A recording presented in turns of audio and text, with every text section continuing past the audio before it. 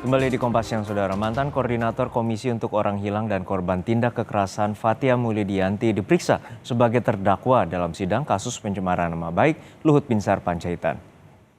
Sidang atas terdakwa Fathia merupakan agenda lanjutan setelah terdakwa lain Haris Azhar sudah terlebih dahulu diperiksa pada pekan lalu. Fathia dicecar sejumlah pertanyaan mengenai awal mula menyanggupi ajakan mengisi podcast di akun YouTube milik Haris Azhar sehingga memilih judul Sinear yang menjadi awal kasus. Fathia juga ditanya sumber riset yang dilakukan oleh 9 organisasi yang memiliki hasil riset dugaan bisnis Luhut di Papua. Untuk lebih jelas kita tanyakan langsung ke jurnalis Kompas TV Valentina Sitorus di Pengadilan Negeri Jakarta Timur. Valen, apa saja yang menjadi fokus pemeriksaan dari jaksa terhadap terdakwa Fathia Mulyadianti? Ya, Juno dan juga saudara, selamat siang. Jadi yang menjadi fokus daripada pemeriksaan yang hari ini dilakukan oleh JPU terhadap salah satu terdakwa kasus pencemaran nama baik Luhut Binsar Panjaitan ini tidak jauh berbeda dengan pemeriksaan terdakwa yang dilakukan pada minggu lalu terhadap terdakwa lainnya Haris Azhar begitu. Memang yang tadi sempat ditanyakan sejak pukul 10 lebih 40 menit waktu Indonesia Barat ini mengenai judul atau mengenai teknis daripada judul yang dirasa clickbait atau dibuat sedemikian rupa sehingga menjadi daya tarik orang untuk kemudian melihat tayangan tersebut di YouTube yang merupakan akun podcast dari Haris Azhar sendiri.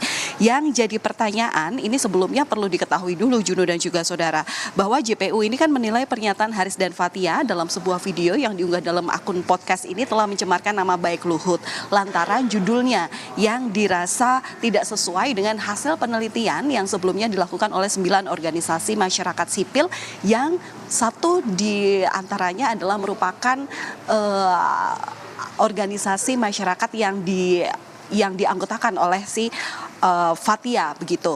Nah, judulnya saat itu adalah ada Lord Luhut di balik relasi ekonomi Ops Militer Intan Jaya, Jenderal Bin juga ada. #ngehamtam.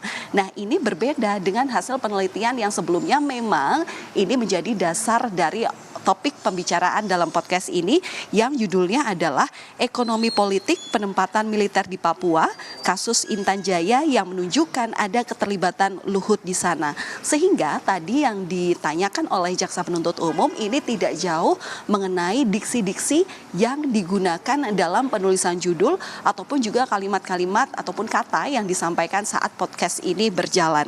Misalnya, kenapa judul podcast berbeda dengan judul diseminasi? Tadi dijelaskan lewat lewat Fathia begitu ya, bahwa disebut apakah ini termasuk unsur clickbait digunakan di dalamnya. Ini Fathia mengklaim bahwa tidak, ini merupakan judul yang tidak diketahui yang memang dibuat oleh sang pemilik akun, dalam hal ini adalah Haris Azhar begitu. Kemudian saat itu dalam perbincangannya di sini Fathia juga bilang bahwa yang disasar ini bukan personalnya Luhut tapi jabatannya sebagai pejabat publik, karena dalam penelitian yang sebelumnya sudah dilakukan oleh Fathia bersama 8 organisasi lainnya, maksud kami ini ada peraturan presiden yang menyebut bahwa beneficial ownership atau pemilik manfaat dari suatu perusahaan tidak diperkenankan untuk diterimakan oleh pejabat publik. Dan disebutkan dalam podcast tersebut bahwa Luhut Binsar Panjaitan saat itu diduga terlibat sebagai beneficial owner di lahan tambang Blok Wabu, Papua.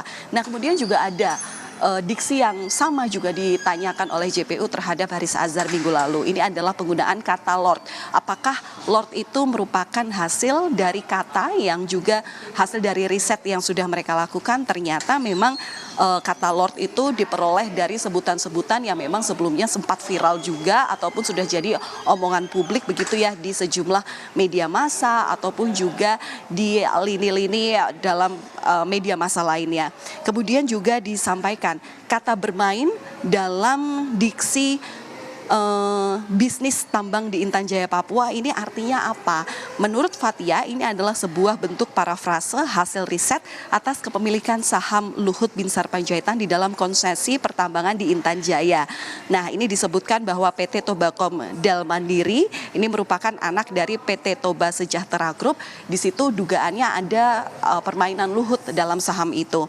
Nah, ini juga tadi yang sempat ditanyakan JPU sebelum dihentikan sementara proses sidangnya, apakah ada penyesalan dari kalimat-kalimat yang disampaikan dalam podcast baik itu lewat judul ataupun juga lewat percakapan yang disinyalir ini jauh berbeda dari judul penelitian yang dilakukan sebelumnya. Jawabannya Fathia dengan tegas adalah tidak ada penyesalan karena yang disampaikan adalah kepentingan publik di Papua.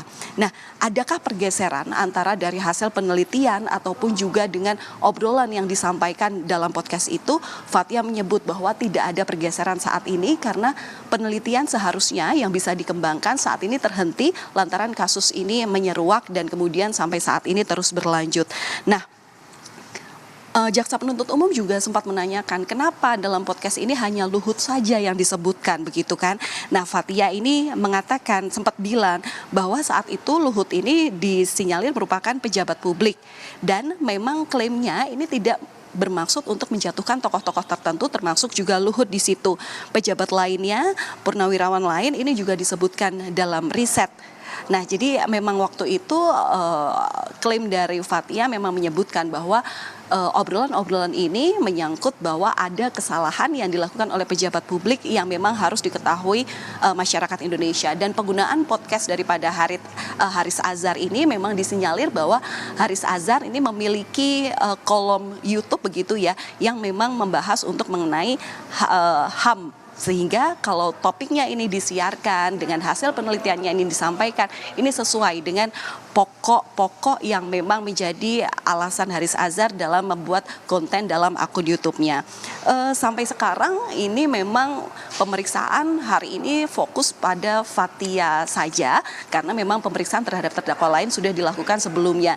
Tapi ini sidangnya masih diskors sampai nanti pukul 13.30 waktu Indonesia Barat. Sementara untuk waktu persidangan selanjutnya itu minggu depan di hari yang sama, di hari Senin tanggal 4 September 2023. Sementara ini agendanya sudah masuk dalam pemeriksaan saksi yang meringankan atau saksi ada charge. Jadi ini masih kami tunggu fakta-fakta menarik apa saja yang kemungkinan nanti akan disampaikan Fathia dalam kasus dugaan pencemaran nama baik terhadap Luhut Binsar Panjaitan.